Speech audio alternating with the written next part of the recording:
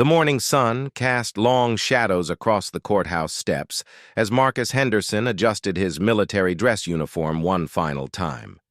The silver medal pinned to his chest caught the light, its engraved surface telling a story of courage that few would ever fully understand. Today, however, that very medal had become the center of a legal battle that threatened to destroy everything he had worked for. Marcus had served as a royal guard for 12 years, a position that required absolute dedication, unwavering loyalty, and the kind of moral character that could withstand the most intense scrutiny. His record was impeccable, his service exemplary, and his colleagues respected him as one of the finest guards to ever serve the crown. The medal he wore was the Distinguished Service Medal, awarded to him 3 years ago for an act of heroism that saved the life of a visiting dignitary during a terrorist attack. The trouble began 6 months ago when Marcus received an official letter from the Royal Guard Administration.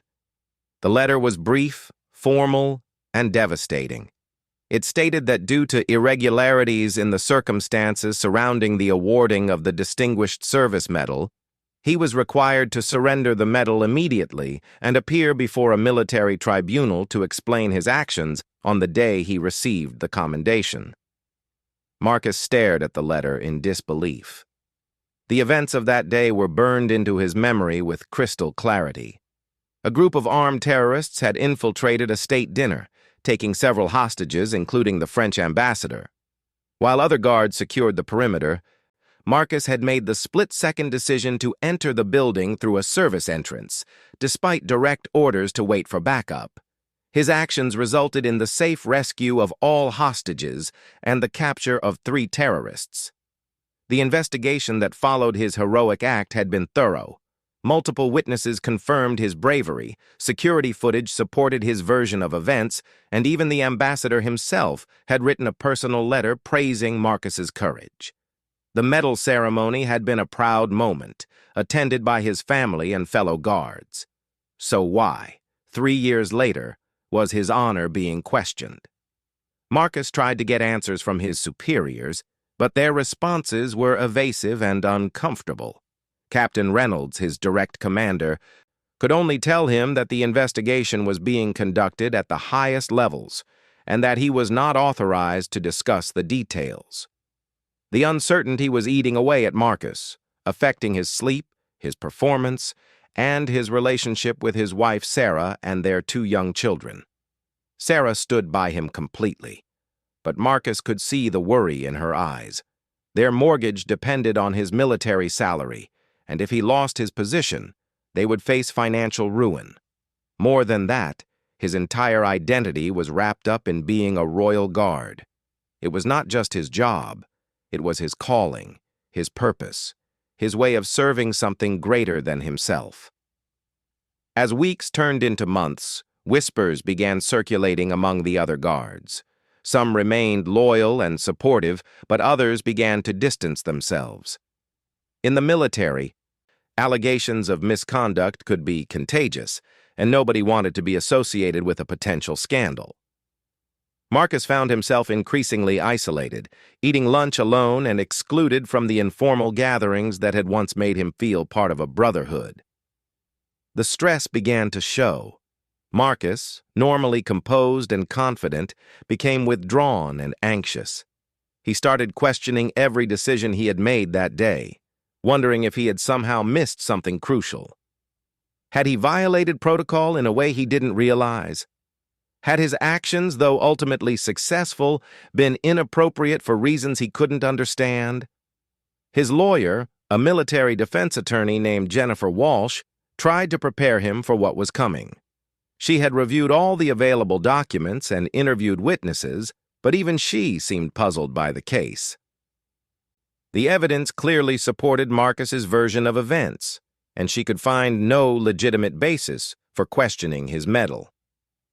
When she tried to get more information from the prosecution, they cited national security concerns and refused to elaborate. The tribunal date was set for a cold Tuesday morning in November. Marcus would face a panel of 3 senior military judges who would determine whether he could keep his medal and his position. The night before the hearing, he sat with his family around the dinner table, trying to maintain a sense of normalcy for his children's sake. 8-year-old Emma asked him why he looked sad, and Marcus struggled to find words that would reassure her without lying. He told her that sometimes grown-ups had to go to meetings to explain important things, and that everything would be okay. But privately, he wondered if that was true. The uncertainty of not knowing what accusations he was facing made it impossible to prepare a proper defense. That evening, Marcus polished his medal one more time, running his fingers over the engraved words, "For distinguished service in the face of danger." He remembered the pride he felt when it was first pinned to his uniform, the sense that all his training and dedication had led to a moment where he truly made a difference. Now that same medal felt like a weight dragging him down into an abyss of doubt and confusion. As he prepared for bed, Marcus made a silent promise to himself and his family. Whatever accusations he faced tomorrow, he would tell the truth with dignity and honor. He had served his country faithfully, acted with courage when it mattered most, and saved innocent lives. Whatever force was working against him, he would face it head-on, just as he had faced those terrorists 3 years ago. The alarm clock seemed to ring earlier than usual the next morning. As Marcus put on his uniform and pinned the medal to his chest for what might be the last time, he felt a strange sense of calm settle over him. He was about to walk into the unknown, but he would do so as the man he had always been, a royal guard who had never forgotten his oath to protect and serve, regardless of the personal cost. The military tribunal room was smaller than Marcus had expected, with dark wood paneling and 3 imposing chairs behind a raised bench. Judge Colonel Patricia Morrison sat in the center, flanked by Judge Major William Cross and Judge Lieutenant Colonel David Singh. Their faces were stern and unreadable as Marcus entered, his footsteps echoing on the polished floor. The prosecutor, a sharp-eyed woman named Major Rebecca Torres, had a thick file in front of her and an expression that suggested she was confident about her case. Marcus's lawyer, Jennifer Walsh, sat beside him at the defendant's table, her own materials spread out in careful organization. The formal atmosphere made Marcus feel like he was in a civilian court rather than a military proceeding. Judge Morrison called the session to order and read the charges aloud. Marcus listened in growing confusion as she spoke about misrepresentation of facts, violation of direct orders, and conduct unbecoming a royal guard. These were not the minor protocol violations he had been expecting, but serious charges that could end his career and potentially result in criminal penalties. Major Torres stood to present the prosecution's case, her voice clear and confident. She began by acknowledging that the events of the terrorist attack had indeed resulted in the safe rescue of hostages and the capture of dangerous criminals. However, she argued, the circumstances surrounding Marcus's actions that day had been deliberately misrepresented in official reports. The first witness called was Captain Reynolds, Marcus's own commander. Marcus felt a stab of betrayal as Reynolds was sworn in, avoiding eye contact as he took his place at the witness stand. Under questioning from Major Torres, Reynolds testified that he had given Marcus explicit orders to remain at his assigned position and wait for backup before entering the building. "The defendant acknowledged my orders clearly," Reynolds stated, his voice barely above a whisper. "I specifically told him that under no circumstances was he to enter the building until the tactical team arrived. His decision to disobey was a direct violation of military protocol." Marcus felt the blood drain from his face. While it was true that Reynolds had given those orders, the situation had changed rapidly in the minutes that followed. Intelligence had come in suggesting that the terrorists were preparing to execute hostages, and Marcus had made a judgment call that immediate action was necessary to save lives. Jennifer Walsh cross-examined Reynolds aggressively, trying to establish the timeline of events and the changing circumstances that Marcus had faced. Under her questioning, it became clear that Reynolds had been under enormous pressure from his superiors to maintain order and minimize risk, but he admitted that the intelligence about potential executions was accurate. The next witness was Sergeant Lisa Murphy, who had been on duty at the communications center during the attack. Major Torres led her through testimony about radio communications that allegedly showed Marcus had been repeatedly ordered to stand down, even after he had entered the building. Murphy's testimony painted a picture of Marcus as a rogue agent who had ignored multiple direct orders. However, when Jennifer Walsh questioned Murphy, inconsistencies began to emerge. The radio logs showed that communication had been chaotic during the attack, with multiple voices talking over each other and static interference making clear communication difficult. Murphy admitted that she could not be certain that all messages had been clearly received or understood in the heat of the moment. As the day progressed, Marcus began to understand what was really happening. This was not about his actions during the terrorist attack, but about the political fallout that had occurred afterward. The attack had been a significant security failure, and someone needed to be held responsible. Rather than acknowledging systematic problems with protocol and communication, it was easier to blame a single guard who had acted outside the chain of command. The most damaging testimony came from Colonel James Mitchell, who had been the overall commander during the crisis. Mitchell testified that Marcus's unauthorized entry had actually compromised the tactical team's planned assault and put additional lives at risk. According to Mitchell, the proper protocol would have resulted in a safer rescue with less potential for casualties. Jennifer Walsh challenged this testimony vigorously, pointing out that Mitchell had not been present at the scene and was basing his conclusions on after-action reports rather than first-hand observation. She also highlighted the successful outcome of Marcus's actions and the fact that no hostages had been harmed during the rescue. During a brief recess, Marcus felt overwhelmed by the weight of the testimony against him. The narrative being constructed made him look like a dangerous maverick who had gotten lucky rather than a hero who had saved lives. Jennifer tried to reassure him that the prosecution's case had significant weaknesses, but Marcus could see the doubt in the judge's eyes. When proceedings resumed, the prosecution presented their final piece of evidence, a classified report that had been prepared by military intelligence shortly after the attack. The report, heavily redacted, suggested that Marcus's entry into the building had been detected by the terrorists and had forced them to change their plans in ways that could have resulted in casualties. Major Torres argued that this report proved that Marcus's actions, while ultimately successful, had been reckless and potentially catastrophic. She painted a picture of a guard who had prioritized personal glory over the safety of innocent people and the integrity of military operations. The weight of the accusations was crushing. Marcus realized that he was not just fighting for his medal or his career, but for his reputation and his understanding of himself as a good man who had done the right thing. The prosecution was asking him to accept that his moment of greatest courage had actually been an act of dangerous selfishness. As the first day of testimony concluded, Marcus felt more isolated than ever. The colleagues who had once celebrated his heroism were now testifying against him, and the institution he had served faithfully was treating him like a criminal. He wondered if there was something fundamentally wrong with his judgment, some character flaw that had blinded him to the true nature of his actions. That evening, as he reviewed the day's events with Jennifer, she told him something that both encouraged and terrified him. She had been contacted by someone who claimed to have information that could completely change the case. This person wanted to meet privately before deciding whether to come forward as a witness.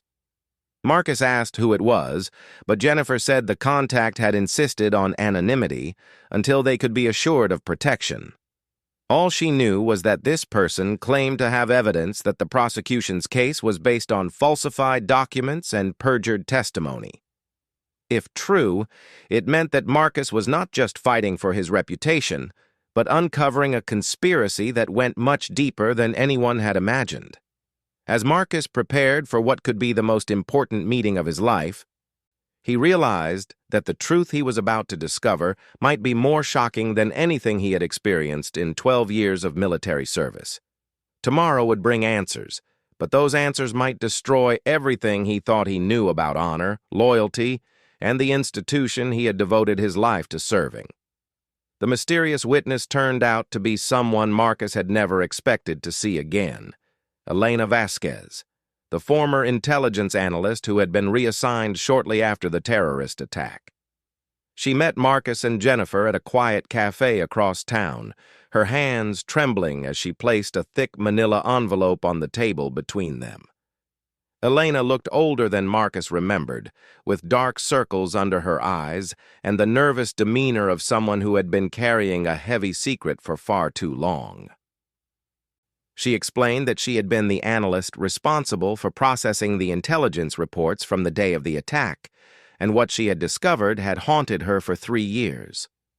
The intelligence reports that were used to justify this tribunal are not the original reports I filed, Elena said, her voice barely above a whisper. They have been altered, and I have proof. She opened the envelope and pulled out copies of documents, including her original intelligence assessments and email communications that had supposedly been deleted from the system. The truth that Elena revealed was more shocking than Marcus could have imagined. The original intelligence reports clearly showed that Marcus's actions had been not only justified but necessary. The terrorists had indeed been preparing to execute hostages, and the tactical team would not have arrived in time to prevent a massacre. Marcus's unauthorized entry had not compromised the operation, but had actually provided crucial real-time intelligence that allowed the tactical team to complete their mission successfully. More disturbing was Elena's revelation about why the reports had been falsified. Colonel Mitchell, who had testified against Marcus, had been under investigation by military intelligence for security breaches that had made the terrorist attack possible in the first place. Rather than face the consequences of his failures, Mitchell had used his influence to alter the narrative and make Marcus a scapegoat for the entire incident. Elena produced emails showing how Mitchell had pressured intelligence analysts to revise their reports and had threatened careers of those who refused to cooperate. She had been transferred to a remote assignment after raising questions about the alterations, and her replacement had been someone willing to go along with the cover-up. The evidence was overwhelming, but Elena explained why she had waited so long to come forward. She had been threatened with criminal charges for revealing classified information, and her own career had been effectively ended when she was reassigned to a dead-end position. Only when she learned about Marcus's tribunal did she decide that her conscience was more important than her personal safety. Jennifer immediately requested an emergency session of the tribunal to present this new evidence. Judge Morrison initially resisted, saying that the prosecution had already presented their case and new evidence could not be introduced at this late stage. However, when Jennifer explained the nature of the evidence and its potential impact on national security, the judges agreed to reconvene that afternoon. The afternoon session was electric with tension as Elena took the stand. Major Torres objected repeatedly to her testimony, arguing that the evidence was classified and could not be presented in open court. However, Judge Morrison ruled that the tribunal had appropriate security clearance to review the materials, and Elena was allowed to proceed. As Elena presented her evidence, the faces of the judges changed from skepticism to shock to anger. The original intelligence reports painted a completely different picture of the events, showing Marcus as a hero who had acted on solid intelligence rather than a rogue agent who had gotten lucky. The email communications revealed a systematic effort to cover up security failures by destroying the reputation of an innocent guard. When Elena finished her testimony, Judge Morrison called for a recess to allow the panel to review the documents in detail. During the break, Major Torres approached Jennifer and Marcus with an offer to drop all charges in exchange for Marcus's agreement not to pursue legal action against the military. Jennifer advised Marcus to reject the offer, arguing that he deserved complete vindication, not just dismissal of charges. When the tribunal reconvened, Judge Morrison's expression was grave. She announced that, based on the new evidence, the tribunal had serious concerns about the integrity of the prosecution's case and the conduct of certain military personnel involved in the investigation. Colonel Mitchell was immediately summoned to appear before the tribunal. When he arrived, his confidence from the previous day had evaporated. Under intense questioning from Judge Morrison, Mitchell was forced to admit that he had been aware of the intelligence alterations, but claimed he had been following orders from higher authorities. The questioning became more aggressive as the judges pressed Mitchell about his role in the cover-up and the pressure he had exerted on subordinates to alter their reports. Mitchell's testimony began to contradict his earlier statements, and it became clear that he was lying about key facts. Judge Singh asked Mitchell directly whether he had deliberately falsified evidence to frame Marcus for his own failures. Mitchell's response was rambling and defensive, avoiding the question while trying to justify his actions as necessary for national security. The judges were not convinced, and their expressions showed their disgust with his behavior. As the truth emerged, Marcus felt a mixture of vindication and sadness. He was grateful that his name was being cleared, but devastated by the extent of the betrayal he had suffered from his own institution. People he had trusted and respected had been willing to destroy his life to protect themselves from the consequences of their own mistakes. Judge Morrison announced that the tribunal would recess overnight to prepare their final ruling. However, she indicated that based on the evidence presented, the charges against Marcus appeared to be completely without merit and the result of deliberate misconduct by military personnel. The next morning, Marcus stood once again before the tribunal, but this time the atmosphere was completely different. Judge Morrison delivered a scathing condemnation of the prosecution's case and the conduct of the officers who had participated in the cover-up.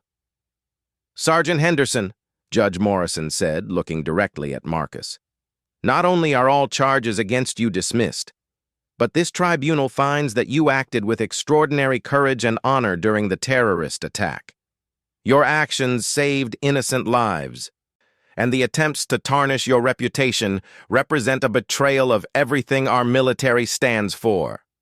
She announced that Marcus would not only keep his Distinguished Service Medal, but would be recommended for additional commendation for the courage he had shown throughout the investigation.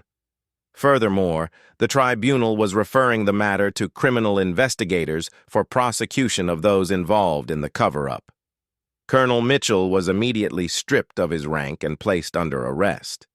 Several other officers who had participated in the falsification of evidence faced similar consequences. Elena Vasquez was granted whistleblower protection and offered reinstatement to a position appropriate to her skills and experience.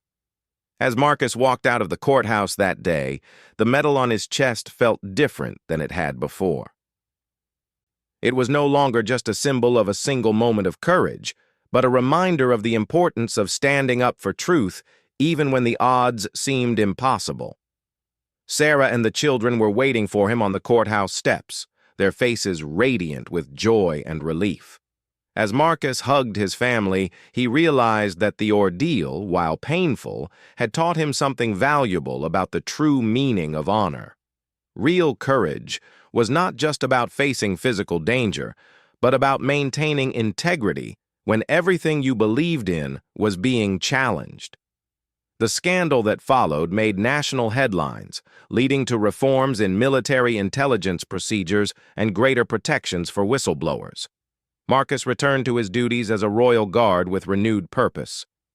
Knowing that his commitment to truth and justice had not only saved his own reputation, but had helped protect future soldiers from similar injustices. Years later, Marcus would tell his children about the importance of standing up for what is right, even when the whole world seems to be against you. He learned that truth has a way of emerging, no matter how powerful the forces trying to suppress it, and that real heroes are often those who have the courage to speak that truth when it matters most.